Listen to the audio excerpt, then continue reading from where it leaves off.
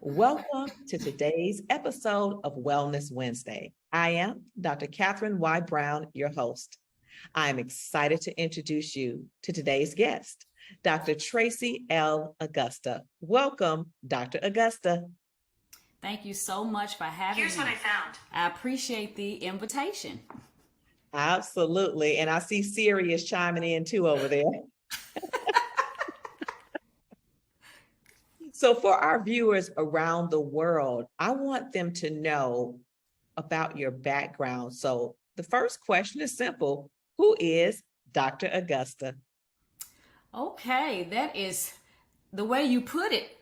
That is such a good question. That means that I have to be self-aware. So let me tell you who I am professionally. So I'm Dr. Tracy L. Augusta. I am a nurse practitioner, certified as an acute care nurse practitioner, which means I can see patients in the inpatient setting, in the hospital, emergency rooms. And I also am a family nurse practitioner, which means that I can also see patients out in the community and in their homes. I'm also a nursing educator, which is something I really enjoy. I've been a nurse almost 30 years, and I've been an advanced practice nurse for a little over 15, almost 20. And so nursing is something that's in my blood. It's what I do. I'm a mother of 3 adult children, one of those being a physician, in which, what parent doesn't want to say, oh, my child's a physician, but I'm a mom and I enjoy doing that, and I have being that, and I have 2 grandchildren.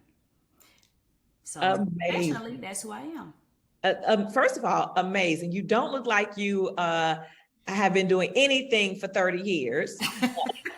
Thank you. That's in those genes. That's mom and daddy right there.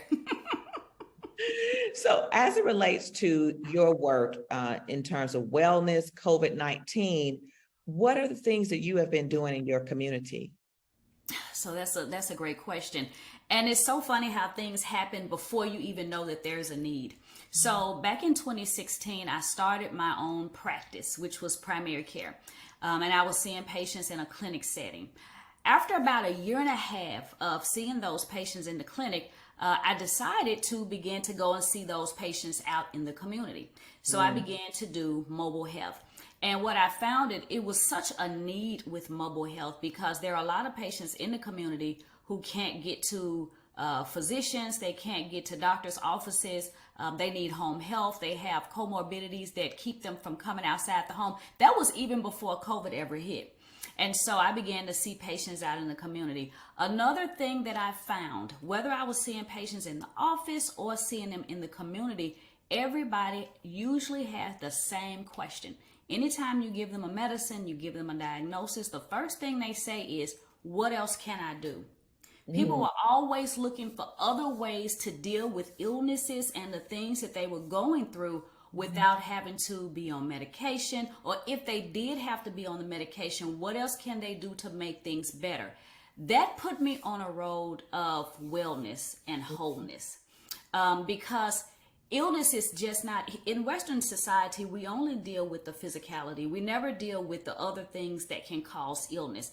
And in order for a person to be well, they have to be whole and not just physically whole. A person's body could be just fine, but if they're stressed, if they're lonely, if they're heartbroken, if they're emotional, if they have other things going on in their lives, if they have a poor diet, if they don't have access to certain things, we can be unwell spiritually, emotionally, we can be broken, and all of those things are factors in health. And so that put me on a journey of not only spirituality, but also understanding the body as a whole. And that journey took me actually back to school, where now I'm studying spirituality as it relates to healthcare. And so with that comes that wellness, that comes wholeness, and that comes with bringing the whole body back into alignment. So in the last 3 years, that's what I've been dealing with, is really putting that back together for us. And that's something that I like to consult on and actually talk to people about, is wholeness, the whole body, not just taking the medicine, but also mitigating your stress, eating properly, loving yourself, and all those things that come with that. Absolutely. I know it's a long answer for one question, but it's a lot. It's packed. Yeah, because it sounds like you started pre-pandemic and your work has continued and has evolved. Is there anything that you changed as it related to your work during the COVID-19 pandemic? Was anything different in your approach? It was different because during COVID, more people began to care about themselves, and Mm, wellness became more of a buzzword during that time.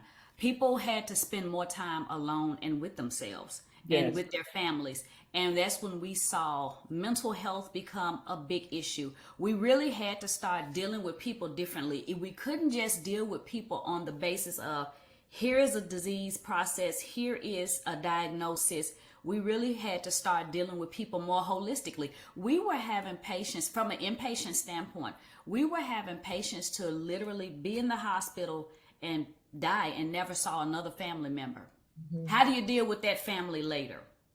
We were having people that were emotionally sick in the hospital, couldn't see their family members. They didn't care anything about they were sick and had COVID. I want to see my children. I haven't seen my grandchildren. There was something that was happening, a thing that was stirring, and we had to begin to start talking to people differently. I just couldn't come in the room and talk to you about your COVID. I had to talk to you about other issues because who else were you going to talk to? Who else was going to deal with these issues? And so we began to deal with patients a little bit differently as people began to deal with themselves differently. So Okay. that change, and that's something that we're still dealing with today. Even with you doing the series on Wellness Wednesday, it's in that vein of exactly where everything is right now. Self-care and wellness is where everything is going. Historically and traditionally, especially as Black women, we're so used to taking care of everybody else. Everything has been externally located. We're okay if everybody else is okay. But That's on right. the inside, we're crying in the shower or sitting in the car too long just to have a moment for ourselves. As we have begun to evolve, more people are starting to see that nobody else can be okay if I'm not okay. That's I right. have to begin to focus on myself. I can't put my children first if I'm sick. And so I think that that's a realization that society is coming to, and even us as Black women who have what we call superwoman schema, and that's an actual thing. A lot Yeah. of research around that paradigm that Black women love to live in. We take care of our children and our relationships and our jobs and our bosses at the neglect of ourselves. Mhm. And you find more people starting to drive in their lane and say, hold on, I'm gonna take a bath a little bit longer. I'm gonna put some oils in here and some flowers, and I'm gonna lay back and leave me alone. I lock the door. That's right. You find more of us starting to do that because people are starting to understand it's time that I take care of myself. Absolutely. I love it. So, Dr. Augusta, how can people connect with you to find out more about just your work if they want to follow up after today's episode? So what I did, of course, I didn't say this. I no longer have the practice, which Okay. I will be restarting it once I finish this journey. I'm coming to the end of one journey and getting ready to restart another one. Or not Okay. restart, but it's going to be new. But I did reopen my Facebook page, which is spirituality, and I have to pull it up. Go on and pull it up. Take your time. We are family on Wellness Wednesday. And because, I know that our viewers are listening and we didn't talk, the entire time just about COVID, but what we did talk about was wellness. And in what you share with us is the construct of total health, which is physical health, mental health, emotional health, spiritual health. You're talking a new landscape, which looks different. And so it is that 365-degree me.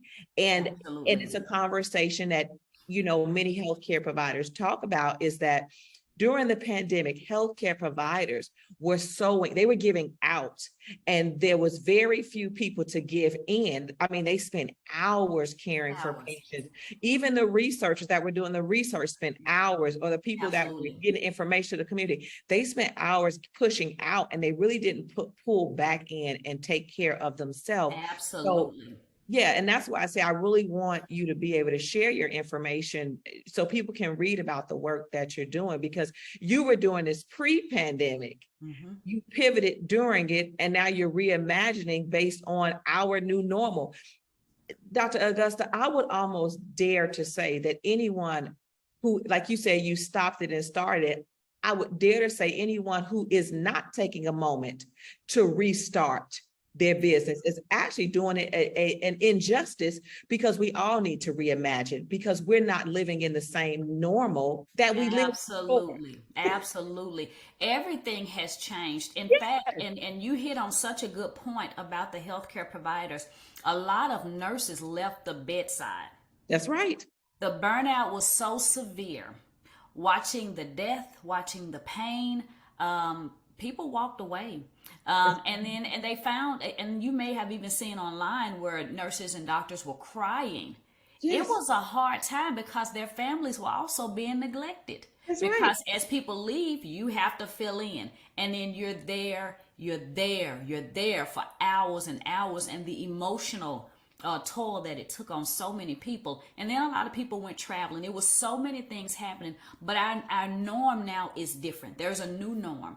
That's And the right. norm, and it's something that we have to move into the healthcare system, this whole wellness issue. How do we operationalize that in a healthcare system? And also, from a Black woman's perspective, how do we inform? How do we inform physicians and other people who don't look like us that we have separate needs? Yes. Because the research has already told the story in that Black women are the most spiritual women on earth. Black women are always looking for another way to take care of everybody at the neglect of themselves. And so when we come into the doctor's office and we're taking our medicine and our blood pressure is still high, we're taking our medicine, the blood sugar is still high. If the physicians don't understand that there are stressors, there are there's even research that says that the microaggressions that we deal with at work affect our heart. All of these things are laid out already in the research. So how do we operationalize that in where we can get the health care that we deserve? Because of course, you know that our numbers, and statistically we fall behind any other group of people when it comes to cardiovascular disease. And that includes high blood pressure, diabetes, high cholesterol. We're constantly falling behind. But it's not that we're not taking our medicines and we're not doing what we're supposed to do. There are stressors that we're not mitigating. We're not dealing with our spiritual health. And when I say spiritual health, I want people to understand spirituality and religion are two different things. Most of us have plenty of religion. We grew up in the church, but that's sometimes to the neglect of our own spiritual health. And spirituality is the foundation of it all. So we get so used to the ritual, but we forget about the spiritual part of it. Oh my It's a goodness. lot. It's a lot. We could talk all day and go down all of these different avenues, but it's a lot. Okay, Dr. Augusta, I gave you time to get your contact information, so I'm coming back around. Do you have it? I do. So the Facebook page is called Spirituality, Cardiovascular Disease, and Black Women. And the moniker says at Dr. T Holistic Mystic, because holistic is where I'm going and it's where I'm going to stay. So spirituality, cardiovascular disease, and Black women. I restarted that Facebook page about a week and a half ago, and I'm going to start adding more and more content. The first thing I added to it, though, was a survey. And if you don't mind, I'm going to plug this survey right quick. The survey is for my dissertation. And what the survey is looking at is Black women who have high blood pressure, and it's a spirituality survey. So it's just for Black women with high blood pressure, and it's a spirituality survey. It takes about 5 minutes. It's not a long survey, but it's really looking at how we feel. I want to be able to inform the healthcare system how Black women need their spirituality attuned to when you're giving us these diagnoses. Most of them will say, well, I don't have that. Let me talk to my pastor first. Well, not until God says so. Well, my God didn't agree with that. How does that play into our health? Okay. I want to be able to talk to the healthcare system about that right there. Because if we can get them to understand us as a people and what's important to us, I think that the guidelines and the things that come out will begin to be inclusive of at least asking, are you okay? All Are right. you really okay? Right. Are And you? exactly. Is there something else that you need? Do you need to talk to anybody? Is there something going on in your life you tell me you're taking your medicine, But is there something else? I believe you're taking it, but your blood pressure is still so high. What else can I do for you? Are you okay? Is it something you want to talk about? Even that, when I do that, and as a Black woman, maybe it's just coming from me. Whenever I ask somebody that, you know what happens? The patient begins to cry, male and female. When you just take that pause and you speak into a person's spirit and say, are you okay? Mm-hmm. See, what's from the heart reaches the heart. They know, if you just say it, that's one thing. But if you mean it, and if I ask you, are you okay? Yeah. A lot of times, male or female, that patient will cry. Mm-hmm. And you can begin to minister to them. And I ain't saying all doctors can minister, but at least if you can't talk to them candidly, you can make that referral. There are so many nurse practitioners and physicians now that are dealing with just that. Mental wellness, mental health. And we're not talking about big diagnosis. We're talking about, hey, I just need somebody to talk to. My children are all grown and there is nobody at the house now but me. And all I know how to do is be a mother. I need to talk to somebody. As simple as that. It doesn't even have to be big. But until they make that recognition that there is something. I spoke to a young lady in the emergency room not too long ago, and she was being very aloof, but she kept cutting her eyes at me, and we weren't the only two in the room. So I finally walked over there, and I put my hand on her back, and I said, are you okay? And she burst into tears and just revealed that she was in a domestic violence situation. She had a 3-month-old. She was pregnant again. She didn't know what to do. And I said, are the children safe? She said, they're safe. I said, are you safe? And she said, no. We would not have ever gotten that out of her without that moment. We were able to get her help that night. But she was not ready to just talk about that. It was me walking over, putting my hand on her back and saying, are you okay? Just 3 words can change a person's life because a lot of times they're looking for the door. They just need somebody to just open it just a little bit. I came here to tell a story, but I'm looking to see if there's anybody that's willing to hear it. I love it. Dr. Augusta, you have reminded us to ask those 3 words. Are you okay? And for those viewers around the world, please, if you need help, reach out to your healthcare provider and someone that you trust to get the help that you need. And if you're a provider, know that sometimes it's okay to not be okay, but there's help for you in your communities. For our viewers around the world, you've just met Dr. Tracy L. Augusta. Her contact information is going to be listed below. Dr. Augusta, this was your first time on Wellness Wednesday. I certainly hope it is not your last. We will have to have you come back after you finish your work on the survey and all of the amazing things that you are doing. And thank you for your service, for your work, and just for your commitment to helping people to not only be well, but live well. So we're sending a virtual heart to you. Thank you for having me. This has been an awesome time. I know I have a lot to talk about in this short amount of time, but thank you just for the window. Oh, absolutely. And I am sure you are going to get people to follow up with you because after we drop your contact information. So please like, share, follow this message. The community needs to meet Dr. Augusta. Until next time, I am Dr. Katherine Y. Brown, your host. Have a great day, friends. Oh my goodness, Dr. Augusta. Wonderful, wonderful.